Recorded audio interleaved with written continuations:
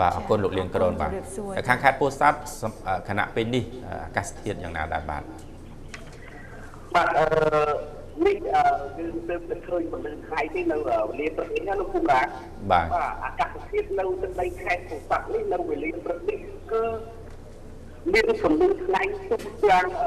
គ្រប់ខេត្តគ្រប់ក្រុងស្រុកតែម្ដងមិនថានៅតំបន់វាលទំនាបនិងតំបន់ខ្ពង់រាបទេព្រមទាំងខាងជួរភ្នំក្រវាញក៏មានពលិនថ្ងៃដែរបាទតកតងនឹងអាកាសធាតុនេះដែរខ្ញុំបានសូមរាយការណ៍នៅព័ត៌មាននេះតែម្ដងសម្រាប់ឲ្យទស្សនិកជនឲ្យបានជ្រាបនៅទឹកដីខេត្តពោធិ៍សាត់ដែលមានអ្វីដែលកើតឡើងសម្រាប់តកតងនឹងអាកាសធាតុនិងគ្រោះធម្មជាតិដែលបានកើតឡើងនេះបាទតាមការឲ្យស្ដាប់គ្រប់ម៉ៅហាក់ដែលជាខាងអូតូនិយមហ្នឹងគាត់បានឲ្យដឹងថាគឺកម្ពស់ទឹកនៅខាងជលសាស្ត្រកំពង់លួងខាងសន្តាប់លោកគូរាគឺថ្ងៃនេះមានកម្ពស់8ម៉ែត្រចុច80ម៉ែត្រចុច80បានន័យថាឡើងជាងពីម្សិលពីទឹកពីហ៊ុនគឺបានន័យថាទឹកទន្លេកំពុងតែឡើងដោយសភាពនេះហើយបាទខុសពីម្សិលថ្ងៃនិងម្សិលថ្ងៃមួយដែលសន្ទុះទន្លេសាបបានហក់ឡើងខ្លាំងជាមួយគ្នាដែរនៅខាងស្ទឹងប្រសាទយើងនៅខាងស្ទឹងប្រសាទដែលមានការគម្រាមកំហែងប្រមាណជា3 4ថ្ងៃមុននេះឥឡូវនេះទឹកស្ទឹងប្រសាទក្បាលស្ទឹង3ចាប់ផ្ដើមស្រកហើយបើតាមលោកឆេឈូដែលជាអភិបាលស្រុកនៅខាងរវែងលោកបានឲ្យដឹងថានៅវេលាព្រឹកនេះពន្លឺថ្ងៃបានចែងគ្រប់តំបន់ភ្នំដូចជាភ្នំតពភ្នំតពើ2ភ្នំខ្មោចភ្នំ1500គឺមានពន្លឺថ្ងៃរះហើយជាមួយគ្នាឯលោកគួយសរឿនប្រធានបរិយាព្រំដែនការពារខាងឃុំថ្មដានោះលោកបានបញ្ជាក់ឲ្យដឹងថានៅខាងឃុំថ្មដាថ្ងៃនេះជាប់ព្រំដែនថៃជាប់ទឹកដីខេត្តត្រាតនៃប្រទេសថៃគូបាទមានពន្លឺថ្ងៃដែរទើបតែមានថ្ងៃនេះដែរហើយលោកក៏បានឲ្យដឹងទៀតថានៅខាងសំឡូតនោះបើតាមលោកតែមើលទៅក៏ឃើញក៏មានពលិញថ្ងៃដែរសំឡូតខាងខេត្តបាត់ដំបងគឺនៅជាប់បន្ទល់នឹងទឹកដីស្រុកវាលវែងបាទនឹងនៅខាងខេត្តបាត់ដំបងជាមួយគ្នាដែរលោកក៏បានឲ្យអាជ្ញាធរនឹងជួយមើលផ្លូវបដុំយើងលងរៀបផងលោកដីក្រហមផងព្រោះប្រជាពលរដ្ឋដែលនៅខ្មោចណាគាត់ជួបកាត់នឹងជាមួយកម្លាំងសមត្ថកិច្ចយើងនឹងកងកម្លាំងរាប់មុខនឹងបាទធ្វើដំណើរបន្តិចព្រោះមានធ្លាក់ឥឡូវនឹងមានពលឺថ្ងៃហើយគួរជួយចាត់ចែងផ្លូវនឹងផងឲ្យគាត់បានទិញស្បៀងអាហារផងថានៅខាងច្រកថ្មដានឹងមានសន្តិសុខល្អហើយមិនមានជំងឺឈឺស្កាត់អីទេលោកគូរាជគឺណាខាងពេទ្យនៅហ្នឹងគេមានបទទេហើយរៀងរាល់មួយសប្តាហ៍នឹងបានចេញទៅទិញស្បៀងនៅប្រទេសថៃបានម្ដងបាទនេះការបញ្ជាក់របស់លោកហើយទឹកស្ទឹងពោធិ៍សាត់ការវិញហើយប្រកបបន្តហើយកម្ពស់ទឹកស្ទឹងពោធិ៍សាត់គឺនៅកម្ពស់ត្រឹមតែនៅខាងស្រុកនុបកវាយនេះបើតាមលោកកៅវៃប្រធានទីធនធានទឹកនិងអូតូនិយមបានថាគឺកម្ពស់ទឹកនៅតែ4ម៉ែត្រចុច47ទេវាខុសពីម្សិលមិញម្សិលថ្ងៃមានដល់ជាង6ម៉ែត្រឯណោះកញ្ញាបរិសាបាទគឺចាប់ផ្ដើមស្រកហើយក្បាលស្ទឹងទាំង3នៅសល់បាត់ស្ទឹងហើយអត់មានកិច្ចជំនះអីទេយកមិញគ្រាន់តែភ្លៀងប្រហែលជាកន្លះម៉ោងនៅខាងភ្នំក្រវាញប៉ុន្តែស្រុកវាលវែងអត់មានធ្លាក់ភ្លៀងទេហើយមិនគ្រប់នឹងទឹកស្ទឹងនេះទេបាទហើយនៅខាងក្រុងស្អាតទីរួមខេត្តពោធិ៍សាត់នេះកម្ពស់ទឹកស្ទឹងលោកបានបញ្ជាក់បន្តឲ្យដឹងទៀតថាគឺកម្ពស់តែត្រឹម5ម៉ែត្រចុច4ទេគឺពុំមានអ្វីដែលគួរឲ្យព្រួយបារម្ភទេសម្រាប់ពលរដ្ឋដែលនៅតាមបងស្ទឹងមានស្រុកភ្នំក្រវាញស្រុកក្រុងពោធិ៍សាត់និងស្រុកប្រទៀនព្រោះស្រុកថ្ងៃនេះក៏ទឹកស្ទឹងបានស្រកដែរជាមួយនឹងគ្នានេះដែរលោកអភិបាលខេត្តពោធិ៍សាត់លោកខូនសខាបានឲ្យកាលពីថ្ងៃទី8ហ្នឹងម្សិលមិញនេះលោកបានអញ្ជើញចុះទៅតាមមូលដ្ឋានដល់ប្រជាពលរដ្ឋដែលជួបនឹងគ្រោះមហន្តរាយដោយសារទឹកជំនន់នេះគឺលោកបានទៅជាមួយក្រុមការងារខាងគ្រោះមហន្តរាយហើយនឹងក៏មានការចែកធំនៅសម្ភារៈប្រើប្រាស់មួយចំនួនដល់ប្រជាពលរដ្ឋនិងមានរួមខាងសាប៊ូ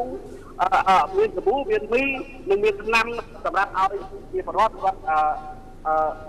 ការពារព្យាបាលផងដែរបាទជាមួយគ្នានេះដែរតកតងនឹងការគ្រោះទឹកជំនន់ នៃសិនប្រសាទឲ្យការភ្លៀងធ្លាក់ជោគជាំជំនុំយ៉ាងច្រើននៅជួរភ្នំក្រំនេះដែរក៏មានឧបហេតុគ្រោះដោយសារពុះចឹកកញ្ញាបរិសាចំនួន6ដែរ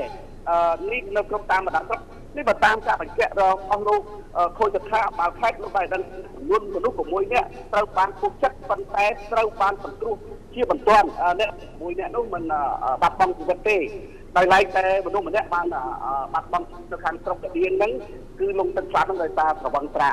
បាទនេះការបញ្ជាក់របស់លោកអភិបាលខេត្តលោកដែលបានបញ្ជាក់ឲ្យយើងយកព័ត៌មានយើងដឹងនៅវេលាម៉ោងនេះបន្តិចសង្កេតឃើញថាបន្ទាប់ពីមាន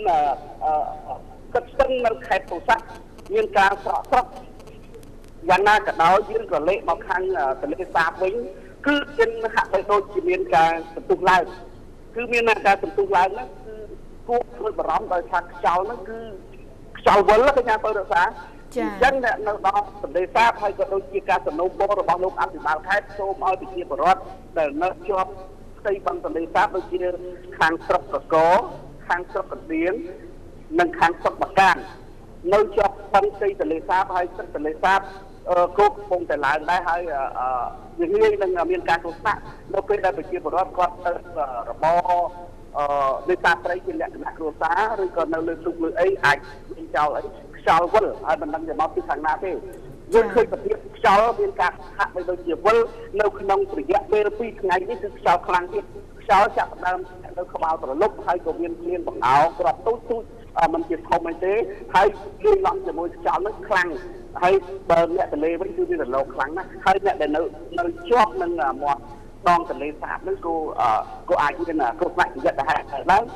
នៅពេលដែលមានអាកាសធាតុប្រែប្រួលនេះដែរបាទគួរតែប្រុងប្រយ័ត្នហើយយើងក៏ឆ្លងទៅតំបន់ផ្សេងសូមឲ្យមានការប្រុងប្រយ័ត្នខ្ពស់ព្រោះថាយើងសង្កេតឃើញថាមានការធ្លាក់ខ្យល់ខ្លាំងហើយមានរលឹម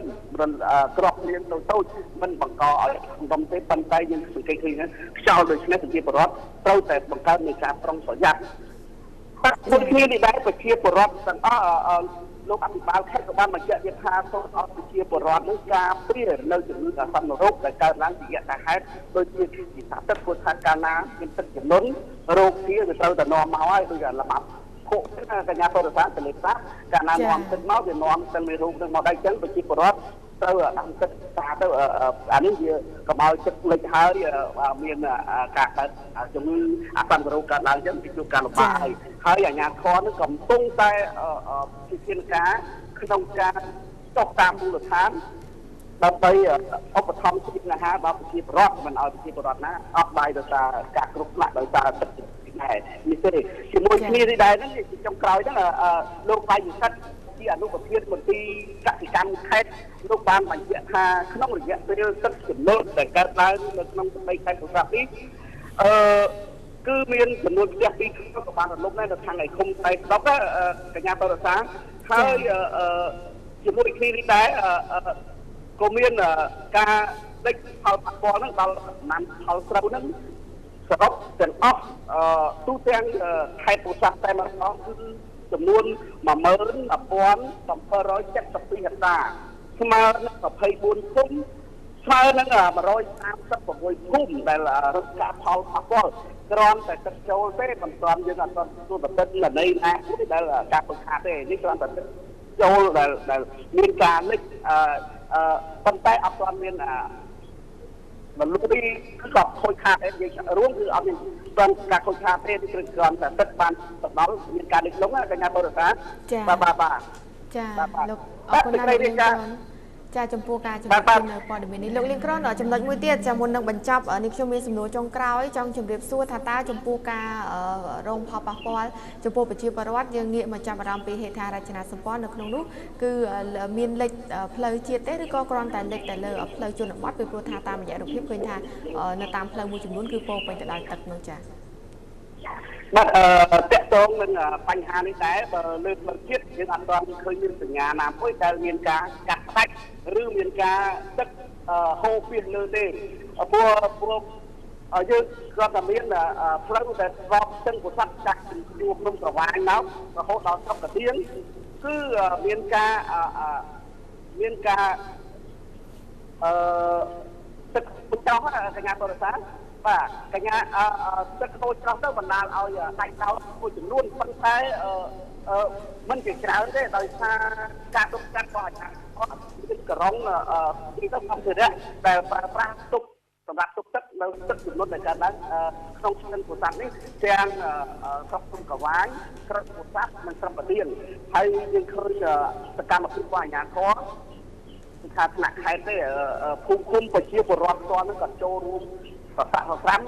ទាំងយប់ទាំងថ្ងៃគាត់ការពារផ្លូវរបស់គាត់ខ្លាចបាក់លឹកផ្ទះគាត់ដែរហើយខូចខាតផ្ទះគាត់នឹងត្រូវគាត់ដែរគាត់ព្យាយាមនឹងដើម្បីទប់ស្កាត់នៅ